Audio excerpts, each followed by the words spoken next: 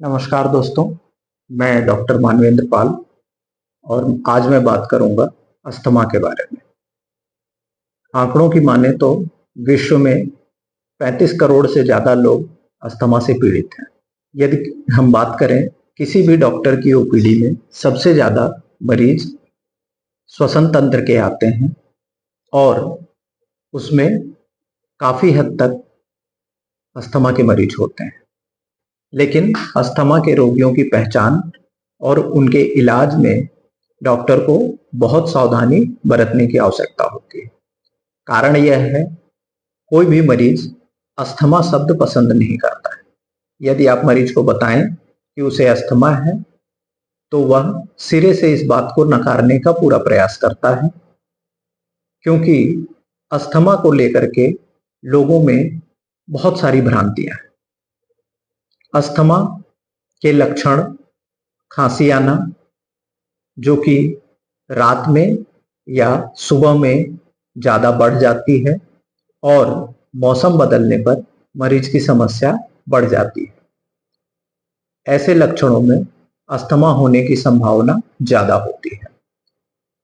दूसरी पहचान अस्थमा की है कि जब मरीज बीच में ठीक रहता है तो उसे ऐसा लगता है उसे कोई बीमारी ही नहीं है, लेकिन जब उसे अस्थमा का अटैक आता है या फिर अस्थमा की समस्या होती है तो उसे बहुत ज़्यादा तकलीफ होती है।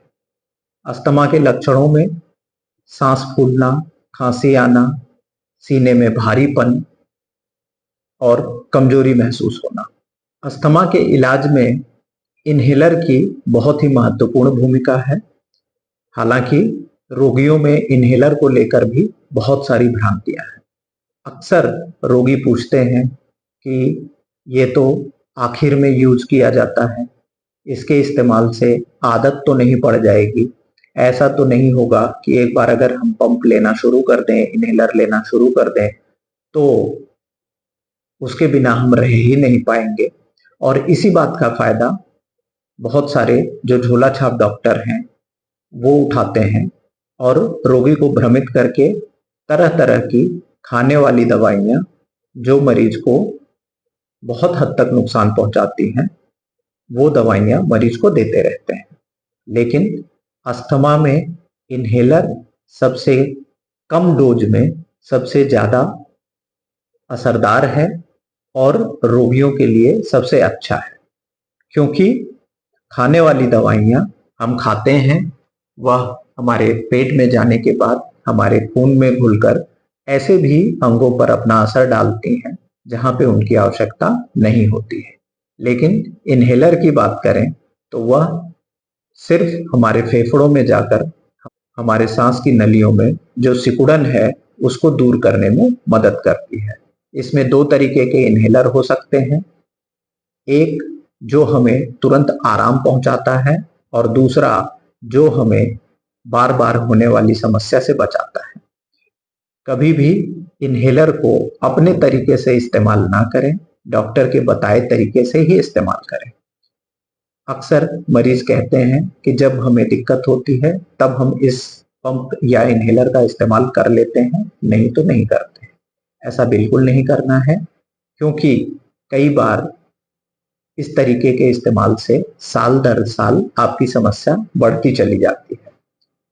अस्थमा के लक्षणों को पहचानना बहुत ही जरूरी है और बहुत आसान भी है।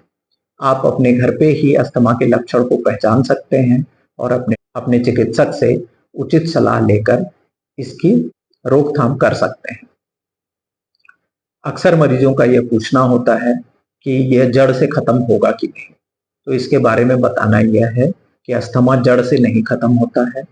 कोई भी ऐसी दवा नहीं है जो इसे जड़ से खत्म कर सके, लेकिन एक अस्थमा का रोगी एक सामान्य जीवन जी सकता है, बस उसे अपने चिकित्सक के अनुसार दवाओं का इस्तेमाल करना है और अपने फेफड़ों को मजबूत करने के लिए चिकित्सक द्वारा बताई हुई एक्सरसाइज या फिर फेफड़ों की कसरत, जो कि कपालभाति, प्राणायाम आदि है, वो करना है।